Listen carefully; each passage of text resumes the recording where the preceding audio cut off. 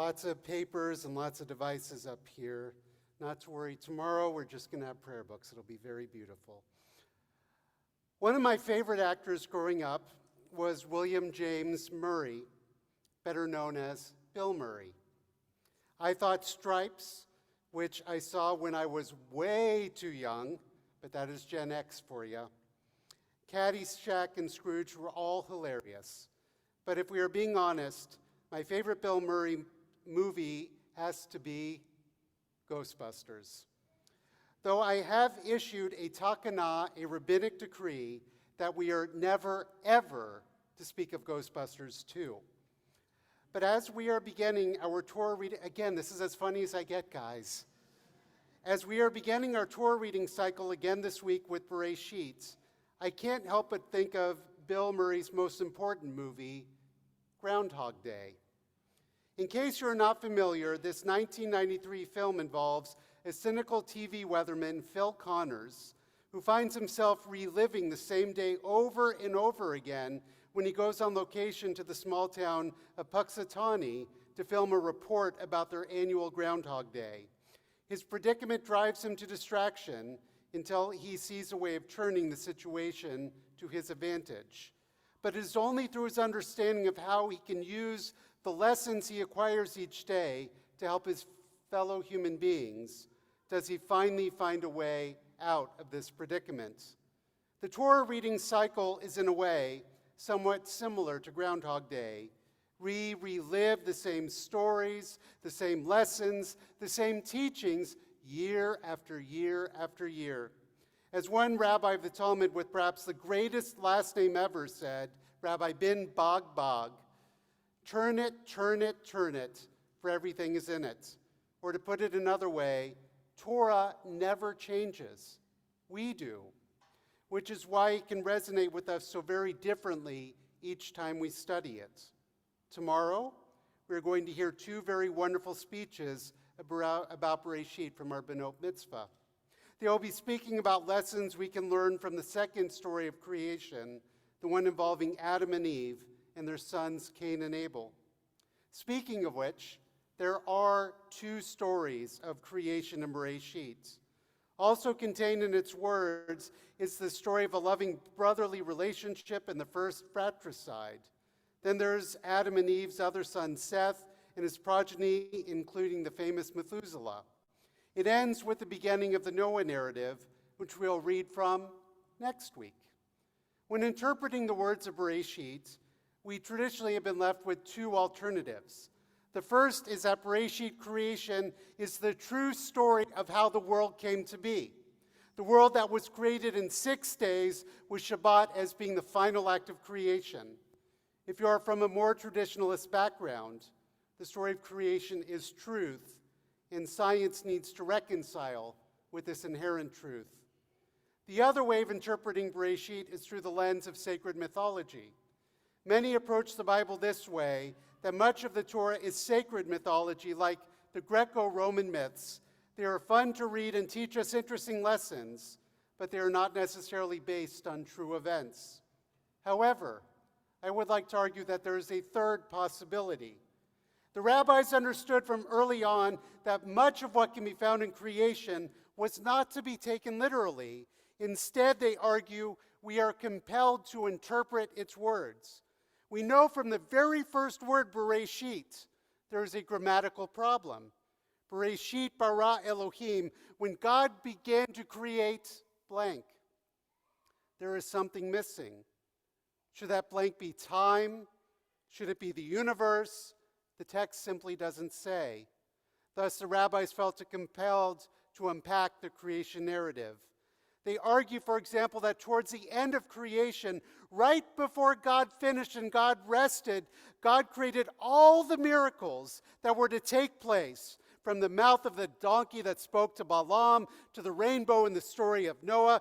God created at this time the copper rod of Moses used to protect the Israelites from the plague of snakes, and even the manna used to sustain the Israelites for 40 years in the desert were all created at this time.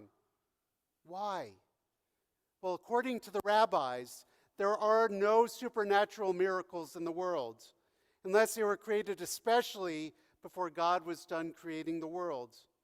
For other than them, the world has and will continue according to the natural laws that sustain it. This, of course, is a confounding notion. It would appear the rabbis are reinterpreting what we would like them to believe was a list of historical accuracy. But in truth, the rabbis knew the ancient writers had a different view not just of history, but also of the world. And in their interpretations, we find a new metaphor, a new way of looking at Bereshit, of creation, and that is the creation narrative as a metaphor, as an appreciation of the beauty and the art in the world. The ancient writers were not concerned with the literal truth of how things came to be. If they were, why would the sun, the measure of time, come to be created not on the first day, but on the fourth? No, our Torah, our tradition, on the other hand, is focused mostly on helping us understand our place in the world. It is a world filled with beauty and kindness. It is also a world filled with violence and despair.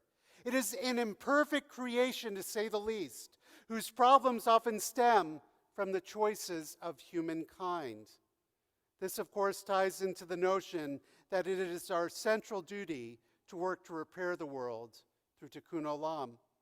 Or as Pirkei Avot teaches us, it is not our obligation to complete the task, but we are not free from to desist from it either. So if the Torah and the subsequent interpretations are focused, at least in Bereshit, in helping us understand our place in the greater world, this idea can free us up in many ways.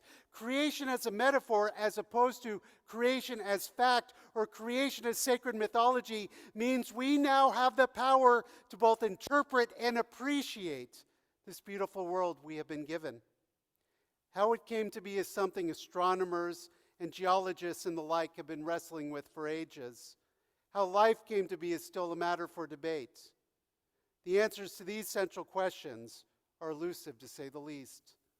Yet the metaphors of creation are perhaps just as powerful, in that there is meaning in creation. It is not merely something mindless, but that there is purpose in our being here. In the words of the Plaut Torah commentary, that God as creative force provides all creation with purpose, and that therefore to understand God means to understand one's own potential. This means the continued act of creation are now in our hands. So when we are wrestling with our understanding of creation, or when we are in despair by the suffering that takes place in the world around us, or when we are in awe of the beauty we encounter throughout the world, what we are really doing is striving to understand more about ourselves and more about the human condition. One can argue that this was the same journey Phil Connors traveled throughout each day repeated in Puxatani. Over and over again, he learned more about himself and the world around him until ultimately he became the best version of himself. Now, I personally would be curious to see how that notion would translate into a Groundhog Day 2, but given what happened with Ghostbusters 2, maybe not. So rather than ask is how this world was created, the better question is, for what purpose or purposes am I as part of creation? What can I do to better the world? What can I do to be a better partner with God? What can I do to be a better partner with humanity? For these are the true questions raised whenever we read Bereshit. Of course, it is easy to ask them, but it is hard to face them, especially given the troubling and challenging times we live in. With the ongoing conflicts and wars in the Middle East, with over 100 of our brethren still in captivity, including at least 7 Americans, with the tremendous rise in social acceptance of anti-Semitism, can we really be taking time to talk about the beauty and wonder of creation? The short answer is yes. The answer is we have to. Unfortunately, we do not have the luxury of a Phil Connors to keep trying to do the right thing over and over again until we get it right. But what we cannot do, what we must not do, is give up hope. To be Jewish sadly means living in challenging times. And yet, we must stand strong. We must continue to live loudly and proudly as Jews, which includes celebrating simchas like tomorrow's Benot Mitzvah, even as our hearts continue to break. It means we must continue to wrestle with the questions, large and small, and argue with the answers.